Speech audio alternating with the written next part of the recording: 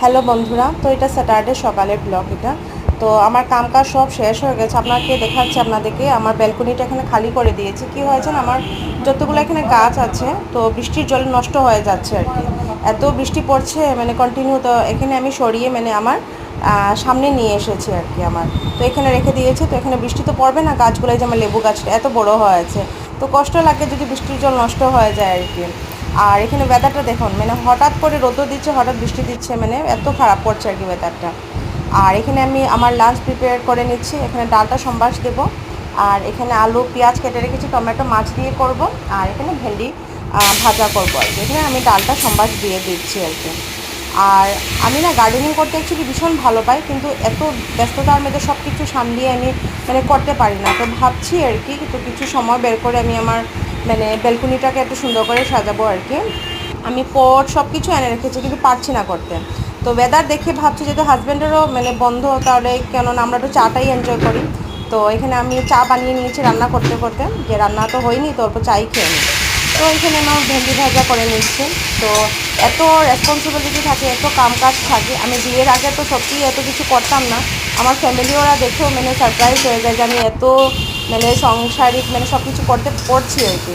তো এটা রেসপন্সিবিলিটিটা অটোমেটিকলি এসেই যায় আর কি, তো সবার মধ্যেই এসে যায়। তো এখানে আমি এই যে মকা মাছের রেসিপি করব। তো এই রেসিপিটা আমি আগেও শেয়ার করেছি আমার চ্যানেলে, আপনারা দেখতে পারেন গিয়ে আমার চ্যানেলে। আর এখানে আমি রান্না করে করে না, এখানে আমি সব বাসনগুলো মানে ক্লিন করে নিচ্ছি। কেন কি না, যদি এরকম করি না তখন সব মানে একসাথে এত বাসন হয়ে যায় আর কি, তখন বহুত সময় লেগে যায়। তো একা হাতে সব কিছু করতে হতো, সাথে সাথে রিশানকেও দেখছি, ও টিভি দেখে দেখে এখানে বসে বসে কালার করছে আর কি। তো চেষ্টা করি ওকে বিজি রাখার আর কি। তো কালার না খুব বেশি করতে চায় না, খুব মানে তো ওকে মানে কালারে বসানো মানে খুব কষ্ট। করলে খুব সুন্দর করে করবে, না হলে একদম করবে না আর কি। তো এখানে ও কালার করছে, অল্প করেই বলবে, ও শেষ হয়ে গেছে আর কি। তো এখানে আমার লাঞ্চ হয়ে গেছে প্রিপেয়ার। তো এখানে মাছ, এখানে ডাল, এখানে ভাজা। আর আমার ছেলে তো যেহেতু মাছ খাবে না, ছোটো মাছ, তো ওর জন্য একটা অমলেট করে নিচ্ছি। ও অমলেট খেতে ভীষণ ভালো পায়, আর বায়না করছিল যে না মামা আমি খাবো আর কি, অমলেট খাবো।